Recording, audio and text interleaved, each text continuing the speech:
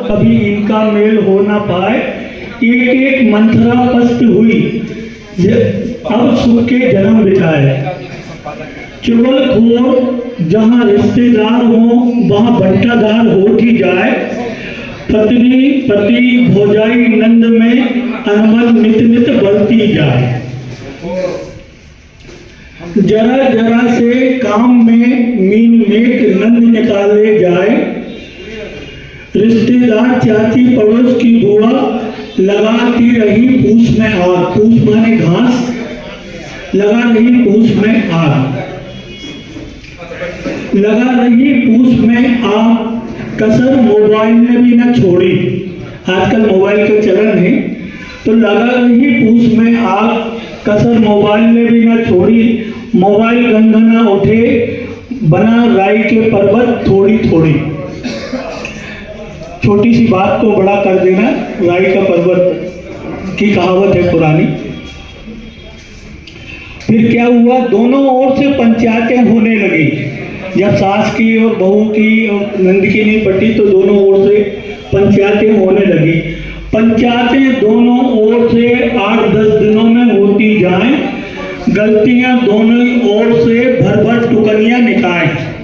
टुकनियां मतलब टोकरी भर भर के एक दूसरे की बातें कहना, चुगली करना। होती दिखे सुलह जब, होती दिखे सुलह जब, आपस में एक दूसरे के गर्भ टकराएं। गर्भ माने घमंड। होती दिखे अगर सुलह पंचायत में, तो आपस में एक दूसरे के गर्भ टकराएं। 2-3 बैठकों में भी प्यारे, कोई हल निकल ना पाए। बेटा बहू, अब इसमें पंचायत दोनों ओर से हो रही है, लेकिन बेटे बहू की राय नहीं पूछी जा रही है। बेटा बहू की राय न पूछी, नंद की जिद ने कियो घर को बंटा धार। बेटा बहू की राय न पूछी, नंद ने कियो घर को बंटा धार। आपस में मिलने की मनाही, जेठानी जिद पर अड़ी है आज।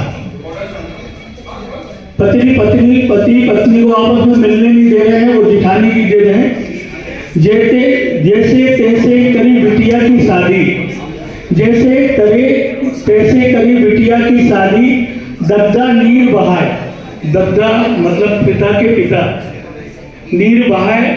2 बेटियां बैठी शादी को, सोच रहा धन कहाँ से आए।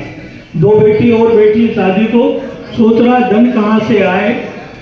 फिर जब समझौता हुआ तो वर वधू के नैन मिले, हो रही नैनन में बात। वर वधू के नैन मिले, हो गई नैनन में बात।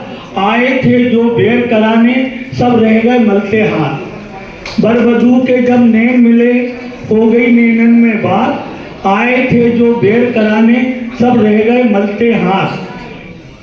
सब रह गए मलते हाथ। जेठानी नंद की चल ना पाई, मतभेद रहे कम।